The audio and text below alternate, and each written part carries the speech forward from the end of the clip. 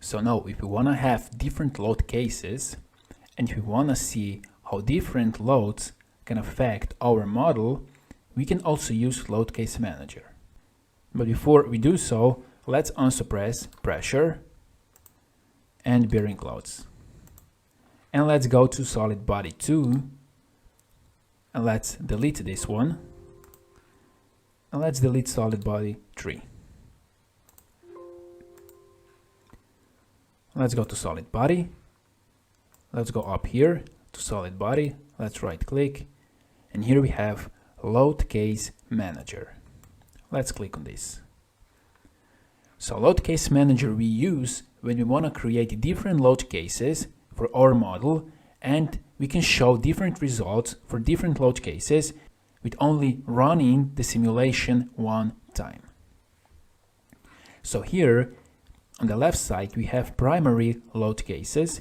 Here we can define different load cases. Here we can define load case combinations. So we can then combine those primary load cases to create here different load cases, more complex load cases. And here we can track results. So here we have bolt, this is our fixture, force, pressure, and bearing. We can click here and we can show height fixture. Now we see only force. Here we can show height external loads. Now we see only bolt, our fixture, and here we can go show height connectors, but we don't have connectors. Now let's go to show all, no filter. So if you want to create a new load case, we can just click here to add a primary load case here. We can change the name. Let's call this load A. And now what's going to be in the load A? So here we can choose what we want in our load case. First we have a fixture here. So we can choose if we wanted this fixture or not, but this is not possible now because now only we have one fixture. But in the case if we have few fixtures, then we can choose which fixture we want in our load case. Here we have a force. So we can go here. So here we have a suppress now. We can click here and we can select 2000. And we can also change this value to 1500, for example, if you want. Here we have pressure as well. We can suppress this, or we can choose the standard value of the pressure that we defined here. As well, here we have bearing. So the first load case will be with force, and we're going to choose 2000 as is defined, and we're going to have a bearing load. And this is load A. Let's click here to add a new load case, and this is going to be load B.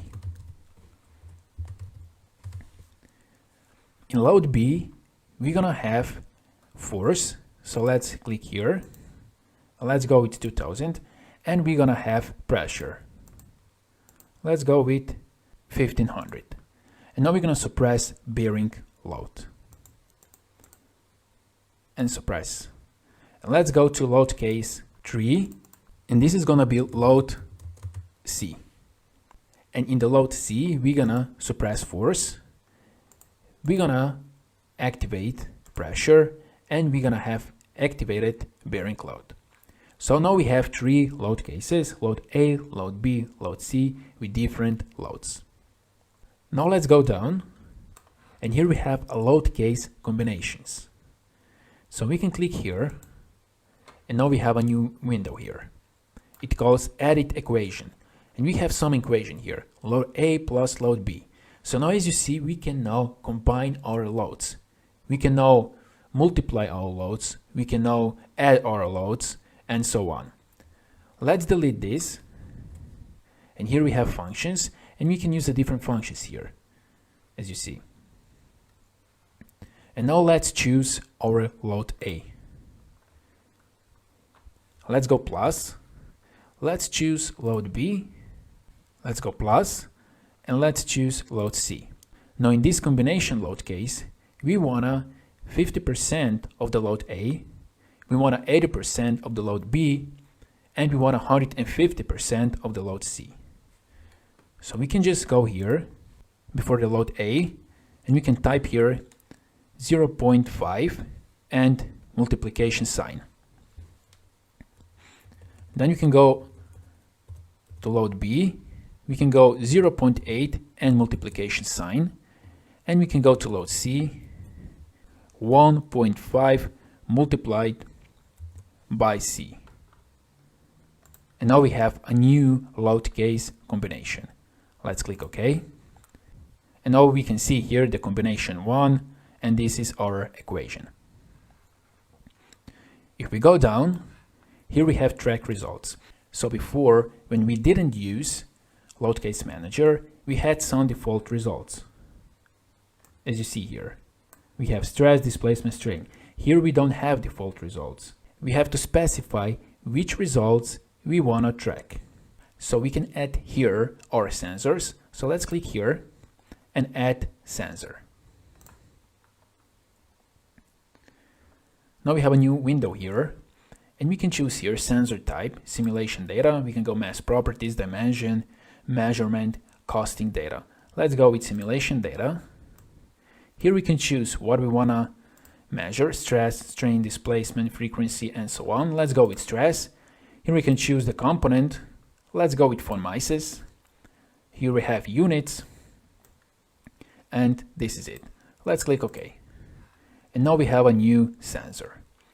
Let's add a second sensor. Let's click here, add sensor.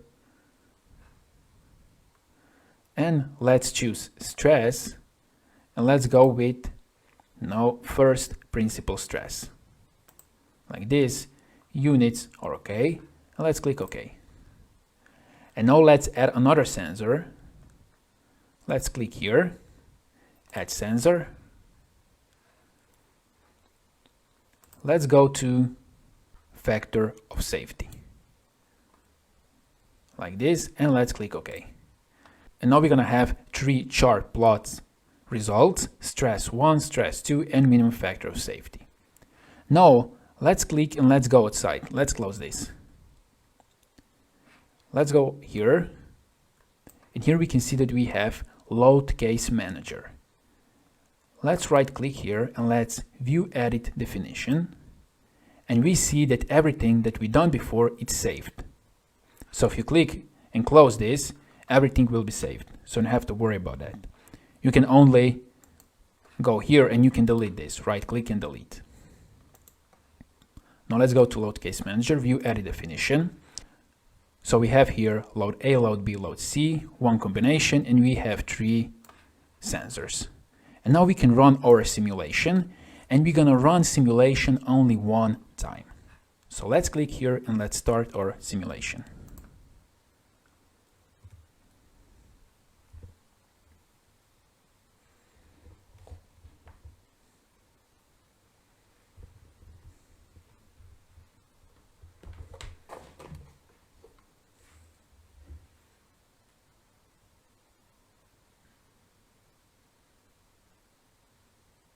And now we got our results. So here we have results: stress, von Mises, stress, first principal stress, and minimum factor of safety. And here we have our input loads. So for the load A, we have here our stress, von Mises. Here we have principal stress, and here we have the minimum factor of safety, 3.18. And here we see that we only applied force and bearing load. So here, now we see von Mises stress for load A. If you go here to the left side, you see that we have 2 folders of the results. So we have results from the before that we used, and here we have a new folder, Loadcase results. So now if we want to see for Loadcase A, first principal stresses, we can just double click here.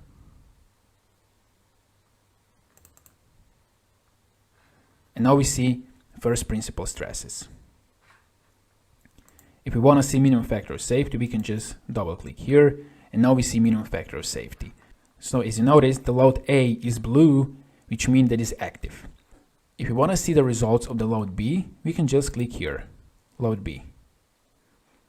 And now we see here 3.51, the results of the load case B.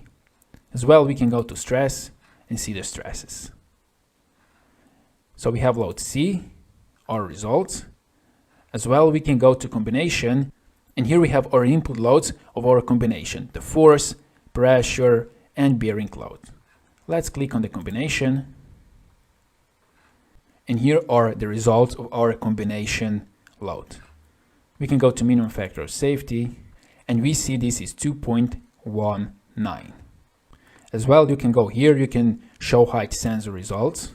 So now we don't see sensor results, and you can show height input loads like this. And now you have only results of our sensors. If you want to change something, for example, you want to change the load A or load B, you can go to Loadcase View here to another tab. You can change, for instance, force in the load A to 1500, and you can run your analysis again.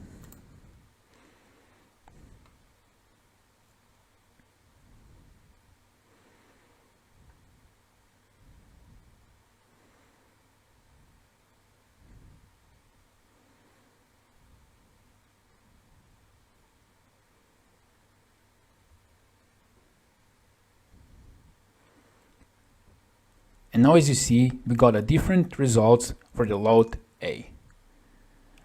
And this is how you can create a multiple load cases with only one run of the study.